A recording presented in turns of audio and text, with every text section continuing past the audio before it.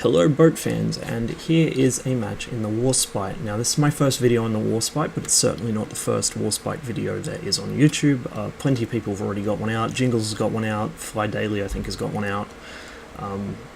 Probably several other big names as far as warships videos go. So I'm not going to try and be the first person to get it out, because that ship has long since sailed. And I will just go slit my wrists for that unintentional pun, but I will certainly give my opinions on the Warspite, which may or may not hold value to you, as I am quite terrible at this game still. Now, for a little history, in case you missed Jingle's video, or you're too lazy to go to Wikipedia or do a quick Google, Warspite was the most decorated ship in the Royal Navy.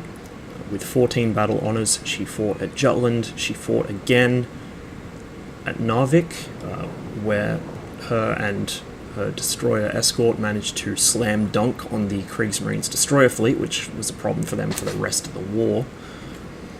And she also fought in the Mediterranean, and from memory in the Pacific too, I think. She was hit quite a bit. She was actually hit very badly at Jutland, which crippled her steering gear for a while.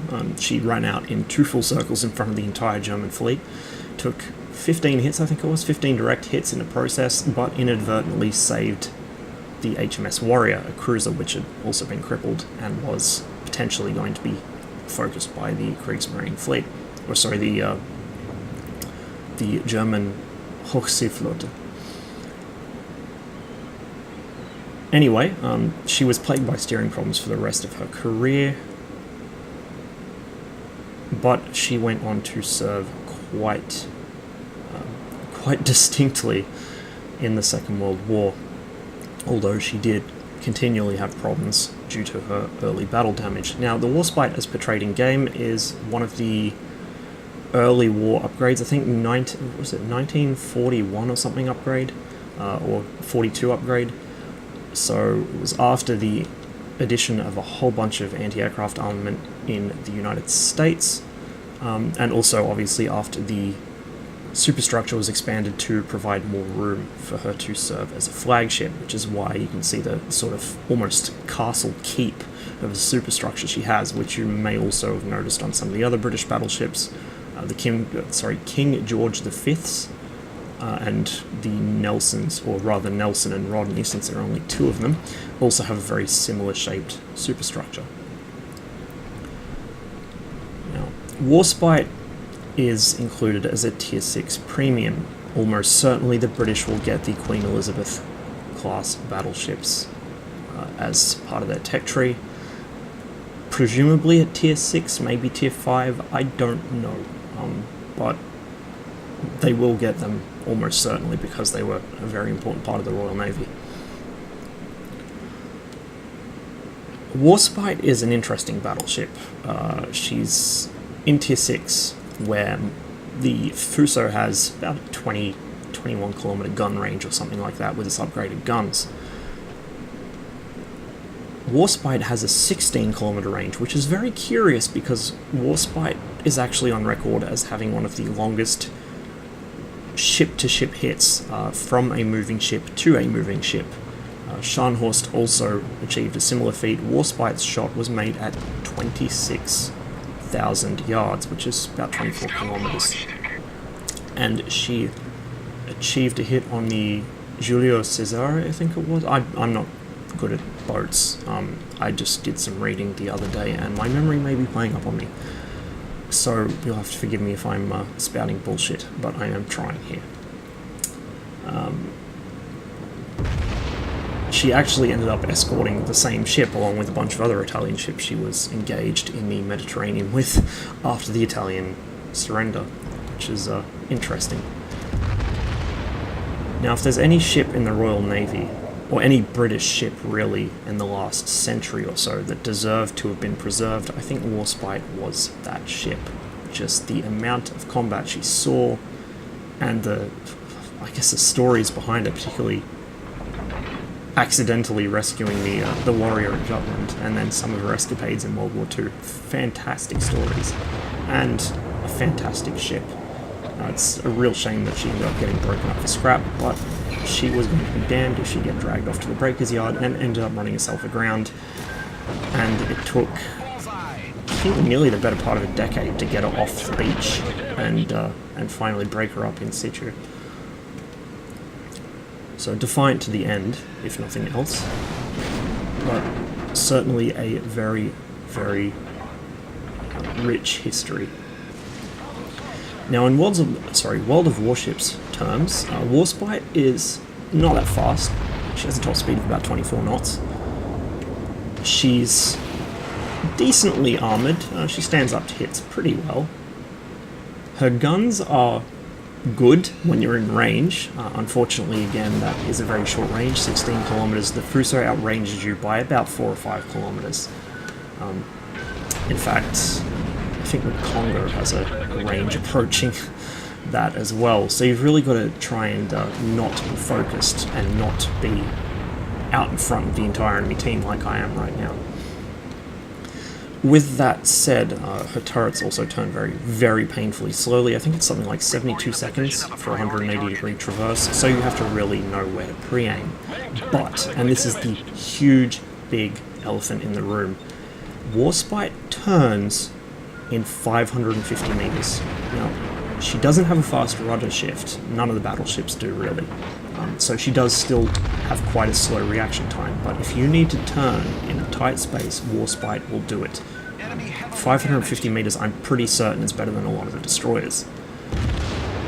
And this makes Warspite very, very, very, very good at avoiding torpedoes. In fact, in the time I've been playing her, I have very rarely actually been hit by them, even from carriers.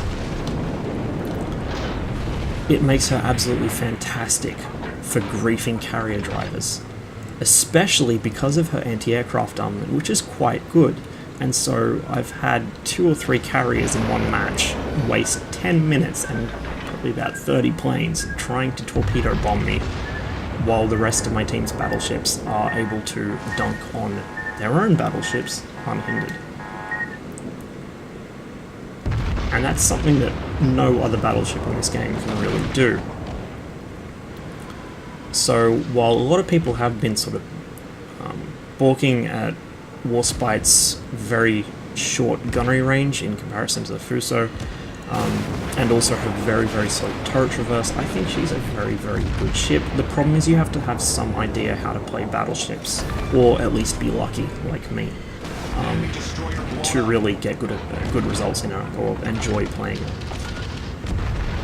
If you are new to battleships, or you're just like not lucky and can't get away with stupid bullshit like I do, then I guess you're probably going to want to give Warspite a miss and wait for something more suited to your playstyle. But if you know in a general sense how to play battleships, you could certainly do a lot worse.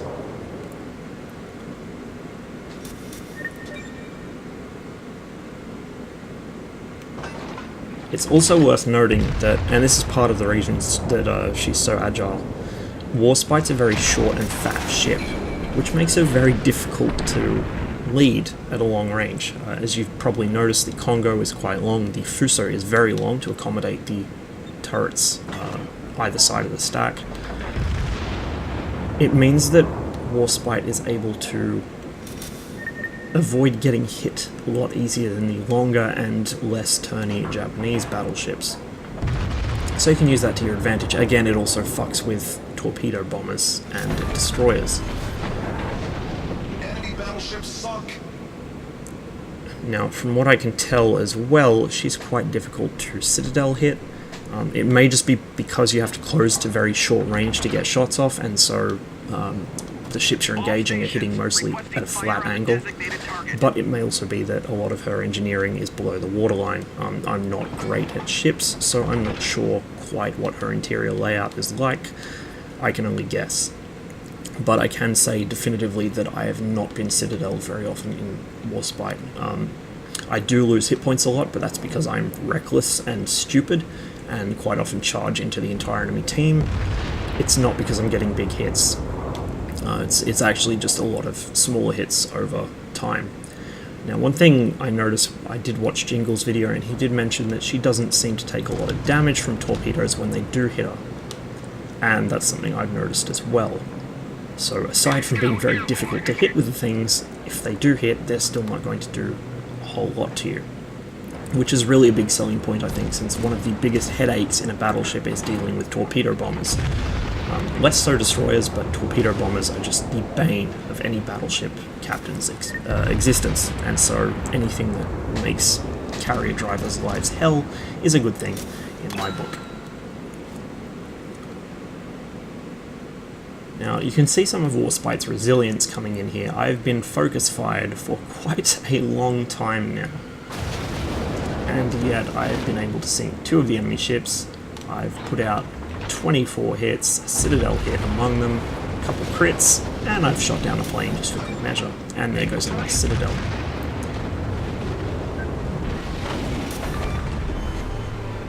I think Warspite makes for a very good sort of buffer.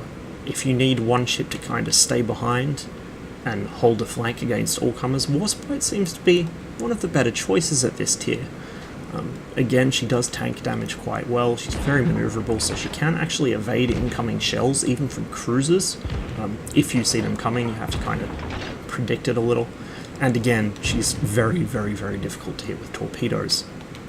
So a very good defensive ship. Again, factoring in the short gun range as well, it's almost like she was built for defensive gameplay. Offensive you can do. In terms of secondaries, she doesn't have as many large secondary guns as the Japanese battleships do. If we go to the free camera here and take a look, you can see 4 main secondary guns on either side. I can't remember exactly what measure they are. I think they're 6-inch guns from memory.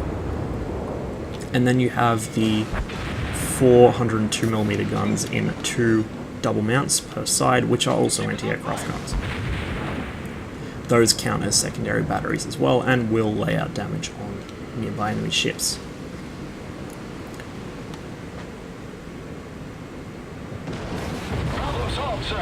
As you can see here, she does tank cruiser shots decently well, even at close range. And this Omaha is about to have a very bad time on the bottom of the ocean. Enemy cruiser sunk.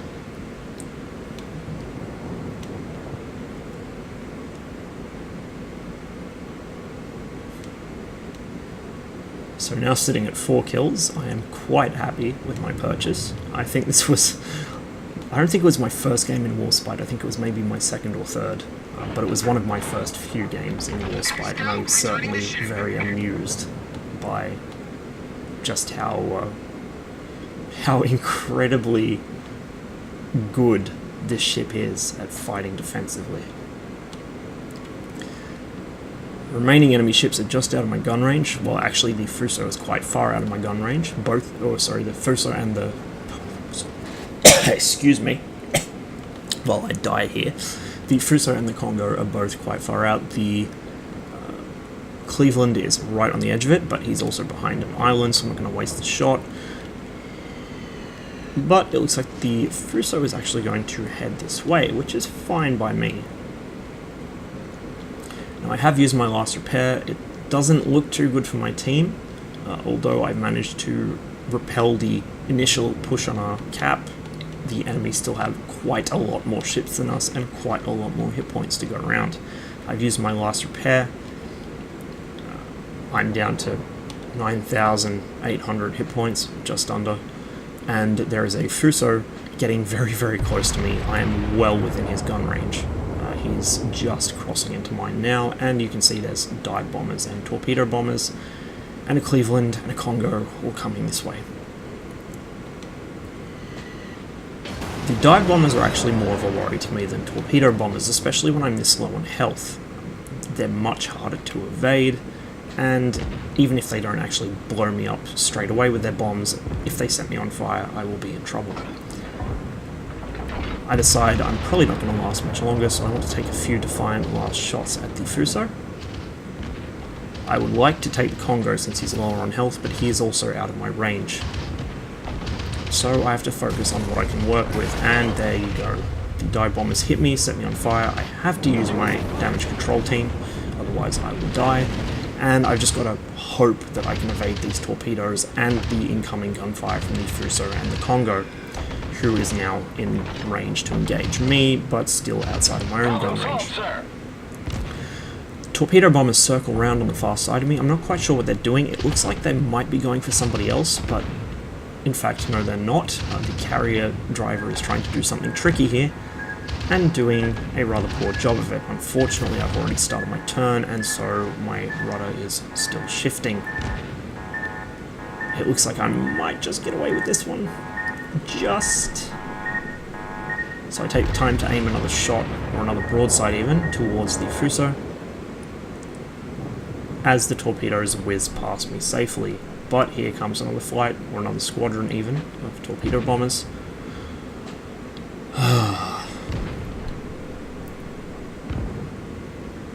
And more shells from the Fuso.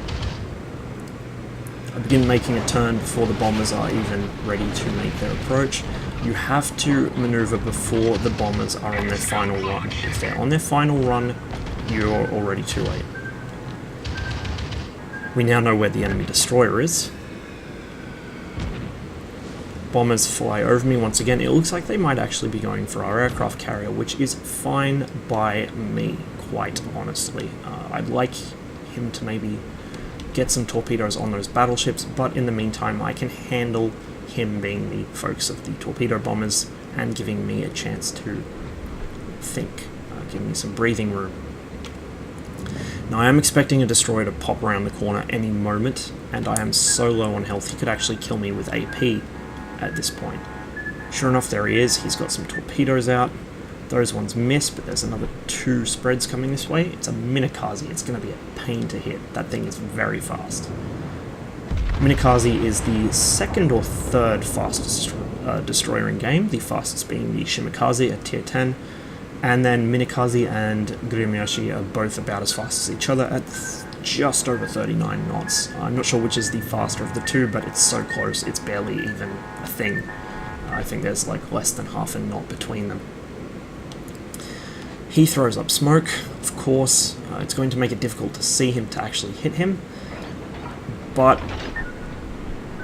actually he comes back out of his smoke for a moment, which gives me a chance to aim a shot.